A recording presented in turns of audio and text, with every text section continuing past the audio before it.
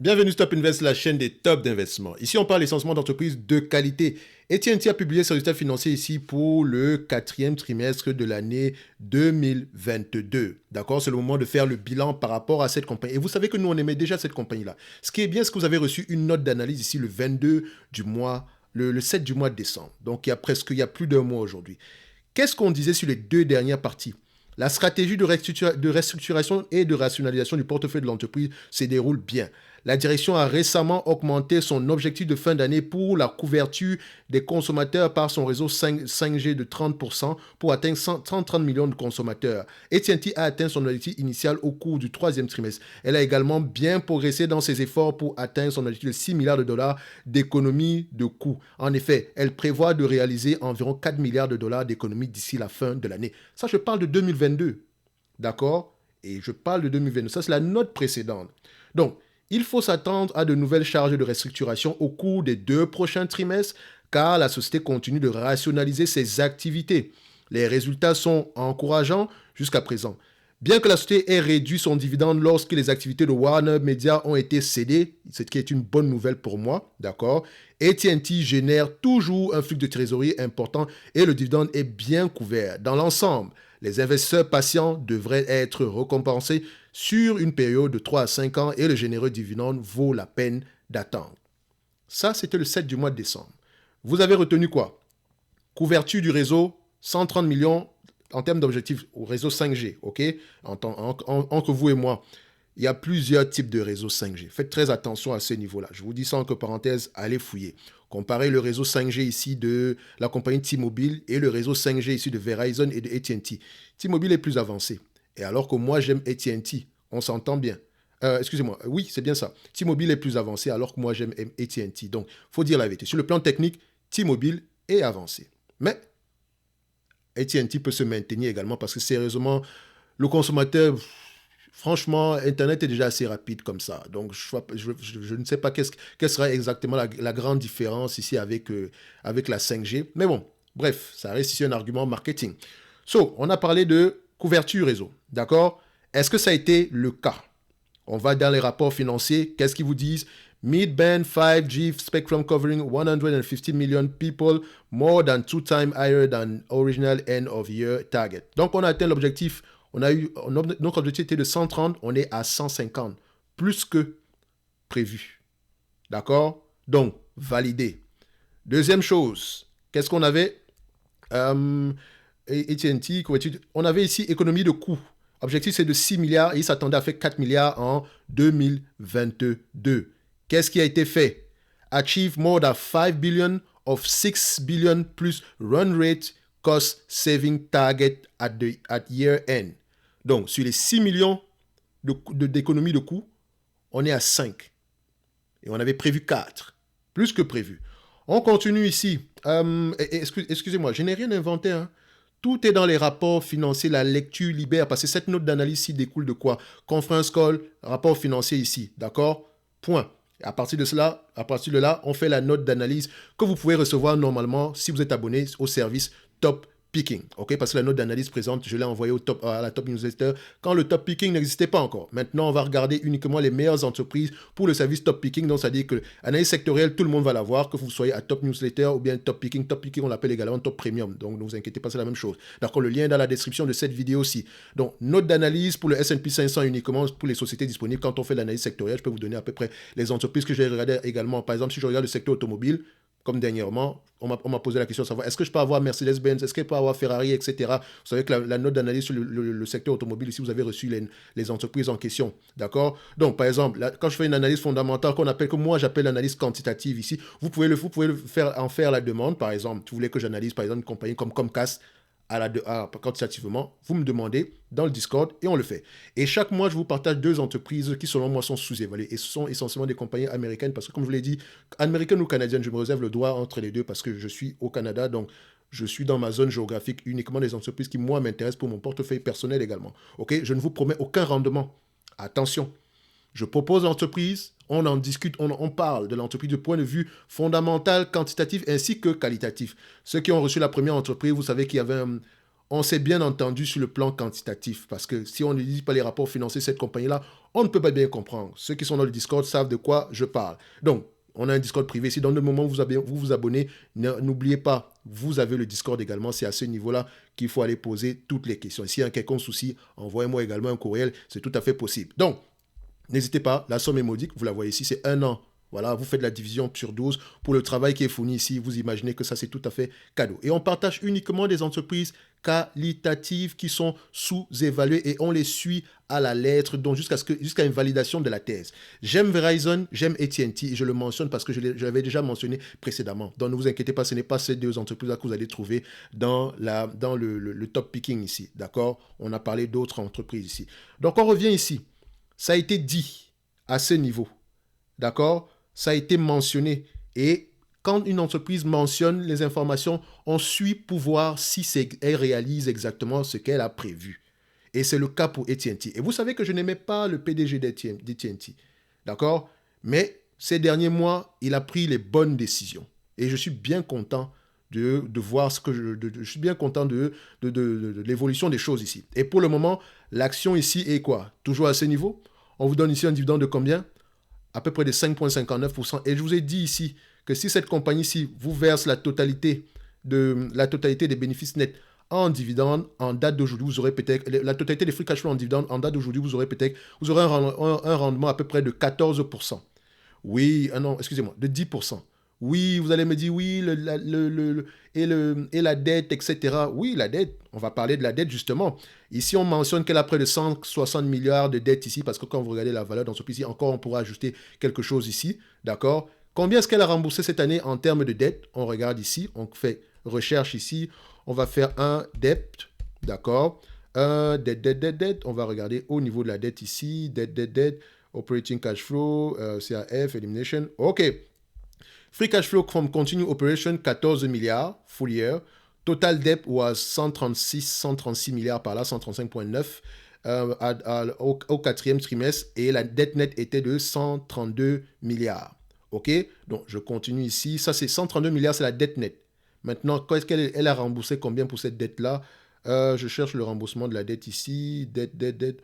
On l'avait mentionné quelque part ici, 132 milliards.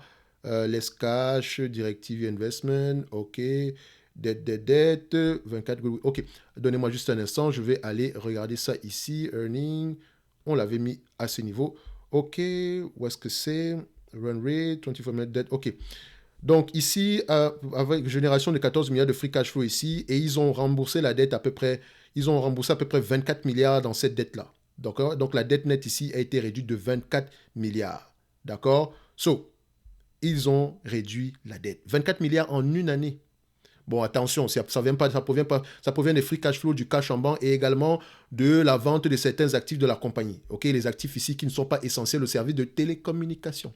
N'oubliez pas également que ces entreprises ici sont en période de dépenses, sont en période ici de dépenses en capital de croissance. Donc, parfois, le CAPEX ici aura tendance à être ajusté dans le futur parce que généralement, ce sont des entreprises qui doivent dépenser, qui vont dépenser en moyenne aux alentours de 20 milliards en termes de capital expenditure. Donc, d'accord, quand on met ici CAPEX, capital expenditure ici, voilà, il faut faire attention parce qu'à ce niveau-ci, ça prenait encore en considération le segment Warner Bros, etc. Mais ils vont avoir tendance à dépenser en dessous de 20 milliards par là. Ok, donc on est dans la tendance ici. Ok, donc est-ce que nous avons des bons résultats ici? Moi, je pense que oui. Même si on voit que les bénéfices nets actuels ont été impactés, mais les bénéfices nets ont été impactés par une charge extraordinaire. Donc, on est en pleine période de restructuration. Donc, on a pris une charge, un goodwill impairment de 24 milliards. D'accord? Associated with our business, wireline, etc. Donc, c'est une charge non financière ici. Ce qui, ici, a eu un impact sur les bénéfices nets. D'accord? Mais attention, si on a juste ces bénéfices nets-là, vous aurez une information totalement différente. Donc, il faut les ajuster en conséquence. Donc, en date d'aujourd'hui, nous avons une entreprise qui se négocie à presque 10 fois les bénéfices nets par action ajustés. Donc, AT&T est une opportunité d'investissement en date d'aujourd'hui. Évidemment, elle doit également donner des prévisions pour 2023 ici, tout en mentionnant, d'accord, que pour 2023, on s'attend à peu près à avoir entre 2,35 et 2,45 $ par action et les analyses planchent à 2,56 à 2,56 $. Je m'en fous de ce que les analystes pensent ici. Tout ce que ça me peut dire, ça me permet de dire, c'est qu'ils sont optimistes, plus optimistes que le management. OK?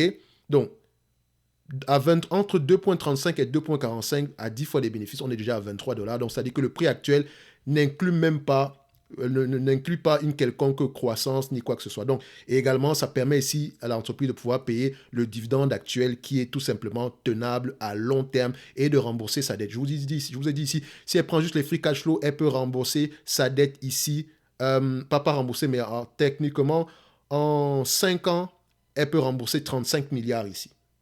En 5 ans. Donc, cette dette n'est pas un problème du tout. Alors là, pas du tout. C'est la même chose avec Verizon. C'est pas la taille qu'il faut regarder. Hein. Prenez la taille, prenez les ratios, etc. Prenez la capacité de remboursement également ici, donc avec les free cash flow. OK?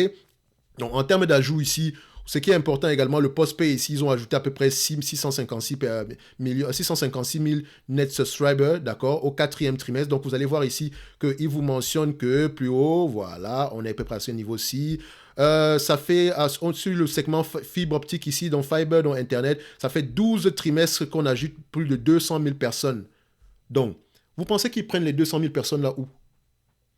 Concurrence directe avec les compagnies de câble distribution comme Charter Communication, d'accord, comme Comcast, ok, comme Altis, ok, et comme Cable One. Quoique Cable One ici est très particulière. D'accord? Donc il y a une concurrence ici. Les compagnies de téléphonie sont téléphonie mobile, donc enfin pas sont, fournissent des services de téléphonie mobile, d'Internet et pour certaines ici de câble distribution, donc la télévision ici. Mais ça, c'est un segment qui est en train de mourir à la fin de la journée. C'est pas qu'il va disparaître complètement, mais il va être réduit par rapport, il va avoir de moins en moins de poids ici. D'accord? Donc, c'est un danger pour les compagnies comme Comcast, pour les compagnies comme Charter. De toute façon, dans le secteur média, il y a beaucoup de changements en date d'aujourd'hui. Hein. Je ne dis pas que Charter va mourir, faites attention, parce qu'à la fin de la journée, ces entreprises-là pourraient consolider, etc. Donc, ici, ils ont ajouté dans le réseau fibre optique ici, on a à peu près 200 000 et plus pour le 12e trimestre consécutif. Ça fait à peu près combien? Ça fait 3 ans consécutivement. OK? Quoi d'autre ici? On a ajouté également en post-paid également ici en termes de téléphonie mobile, on a ajouté également 2 900 000 personnes pour toute l'année. Donc on a eu 2 900 000 clients en supplément. D'accord? Donc ça veut dire que l'offre présentée ici a plu à 2 900 000 personnes. OK? Donc, il y a cet ensemble d'éléments. Donc, on a à peu près ici fait le tour de ce qui pourrait, de tout ce qui a été mentionné ici, en tout cas sur les éléments écrits ici, parce que je n'ai pas encore écouté le conference call. Comme je vous l'ai dit, je vais écouter le conference call et je me réserve le droit de faire une autre note dans les mois à venir. D'accord? Cette note-là, ça va dépendre. Je pourrais, voilà, vu que je l'ai partagée ici une fois, je pourrais peut-être vous partager ça à nouveau ici. De façon, ça ne me dérange pas. Vous pouvez acheter. De toute façon, les abonnés du Top Premium ici auront d'autres entreprises également, peut-être même meilleures que AT&T ici. Donc, vu qu'on a déjà parlé de ces entreprises-là, je vais vous les partager à nouveau parce qu'on avait déjà parlé une fois et j'ai déjà mentionné que ce sont de bonnes entreprises. Donc, on va faire le suivi un peu. Ça vous permettra à peu près de voir à quoi ça ressemble le service Top Premium ici. Donc, nous, on fait le suivi des entreprises. On ne me propose juste pas l'entreprise, mais on en fait le suivi. Parce que les entreprises comme Verizon et AT&T sont des entreprises qui, moi, m'intéressent. Mais maintenant, je dois faire de l'arbitrage avec d'autres entreprises, etc. Mais au prix actuel, je vous dis, Verizon et AT&T sont bien positionnés. D'accord? Vous aimez le dividende et vous savez que moi, je ne réfléchis pas en termes de dividende uniquement. Je vais bien au-delà de ça et parfois, j'accepte qu'une entreprise coupe son dividende et je réclame même parfois que ce soit le cas. Comme avec AT&T. C'est pas que AT&T ne peut pas... comme avec Intel. C'est pas que Intel ne peut pas payer le dividende, mais ils doivent le couper ici. D'accord? Ça nous permettra de sauver des sous pour pouvoir réinvestir massivement dans le futur. De toutes les façons, ici, ce n'est que mon avis. OK? Donc, j'ai bien aimé ce que j'ai vu ici. Donc, en termes de free cash flow, ils s'attendent à avoir 16 milliards, sinon plus. Donc, comparé ça sera 2 millions supérieur par rapport à 2022, c'est en termes de prévision. En capital expenditure, on sera à peu près à 24 milliards par là, donc marge vraiment supérieure. Donc, on pourrait encore l'ajuster en dessous, mais ils s'attendent à peu près wireless ici, donc téléphonie mobile, 4%, broadband, internet ici, 5%, EBITDA ici, 3% supplémentaire par rapport à 2022, bien sûr. OK, donc voilà. Donc, on s'attend à avoir une année 2023 assez correcte. Et je vous dis ici que enfin, pas que je vous dis, à la fin de la journée, le service de téléphonie mobile, Internet, c'est vraiment des services qui se comportent très très bien en période difficile. Donc, présentement, on va en période difficile. Les gens cherchent les entreprises où ou des entreprises qui pourraient résister aux crises, etc. Et vous négligez complètement ce genre de compagnie. Tout simplement parce que oui, il n'y a pas de croissance, oui, ils ont coupé le dividende, des raisonnements très basiques, très bêtes. C'est pas comme ça qu'on réfléchit quand on essaye d'investir. Posez-vous toujours le bien fond. Enfin, je ne suis pas en train de vous accuser, s'il vous plaît. Donc, ce n'est pas une insulte. Excusez-moi, le terme n'est peut-être pas adapté, donc ne vous sentez pas insulté, s'il vous plaît. Mais ce n'est pas comme ça qu'on doit réfléchir quand on investit. OK? On se pose toujours les bonnes questions. C'est comme par exemple, quand Nextera Energy, j'ai publié ça dernièrement, quand Nextera Energy ici, vous fait du moins 9% ou bien du moins 7% en une journée, les gens sont étonnés. Mais cette compagnie ne gagne pas d'argent, c'est des frics, il n'y a pas de free cash flow. Pourtant, le dividende est stable et croissant année après année. Ça n'a aucun sens de continuer à payer un dividende alors qu'on a une dépense en capital massive. Ça n'a pas de sens. Ça n'a pas. Sherwin-Williams perd à peu près 10% aujourd'hui ou 9%, je ne me rappelle même pas. Mais cette entreprise est surévaluée. Littéralement. C'est surévalué. ASML, on sait qu'ils ont un certain pricing power. Mais n'oubliez pas que ASML également, voilà, le fait qu'il y ait des restrictions vers la Chine, etc., c'est un problème pour elle. Ça ne veut pas dire qu'elle va mourir, attention. OK? Donc, AT&T se porte très très bien. OK? Nextera Energy, voilà, c'est pas une entreprise que je voulais regarder.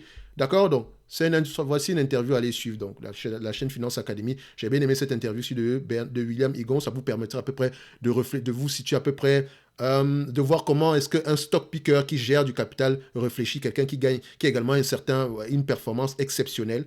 Vous allez voir comment vous allez, voilà, écouter son raisonnement par rapport au stock picking, parce qu'il ne se définit pas comme un stock picker. Donc, j'ai parlé également des compagnies aériennes qui sont extrêmement sous-évaluées actuellement. Et c'est demain, quand vous allez vous rendre compte que ça commence à monter, vous allez dire, ah ouais, si j'avais fait mes devoirs, ça ne veut pas dire qu'on achète, on va fouiller. EasyJet, Jet2, Ryan Airlines, Southwest Airlines. Mais les amis, tout ce que je propose ici est totalement gratos. Tout ce que vous avez à faire, c'est aller chercher l'information. Posez-vous les bonnes questions. Je ne vous demande rien du tout. D'accord? Je vous le présente là. D'accord? C'est pour que ça suscite votre intérêt, pour vous détourner des entreprises comme les Navia ou des entreprises qui ne gagnent pas d'argent du tout. D'accord? Délaisser un tout petit peu les Alstom. Même si Alstom n'est pas une mauvaise entreprise, mais actuellement, on va d'abord laisser qu'elle fasse du ménage. OK? Donc voilà des choses qu'on propose ici, les amis. AT&T, Verizon sont des entreprises à aller étudier en profondeur. OK? Donc, je rappelle que pour tous ceux qui sont abonnés à la Top Newsletter, ici, vous avez accès à tous ces éléments-ci. N'oubliez pas, on m'a posé la question dernièrement, comment on fait pour accéder à cette page-là? En fait, quand vous vous abonnez, abonnez-vous également à Gumroad et vous allez aller à l'onglet Bibliothèque dans votre page principale. Vous allez pouvoir accéder à toutes les publications ici, directement. Et quand il y a une nouvelle publication, on vous l'envoie par mail. D'accord? Donc, même si vous venez juste de vous abonner, vous pouvez avoir accès à toutes les publications passées. OK? So, comme d'habitude, on est toujours optimiste ici, mais on se réserve également le droit de se tromper, d'accord? Parce qu'avec nous sommes également, on pourrait également se tromper dans nos analyses, ok? Donc, on lit les rapports financiers, on se pose les bonnes questions sur les bonnes entreprises pour gagner du temps. Ok? Donc, un like, un abonnement, ça fait toujours plaisir et bienvenue à ceux qui vont soutenir la chaîne en s'abonnant sur le service Top Premium. Merci et à bientôt.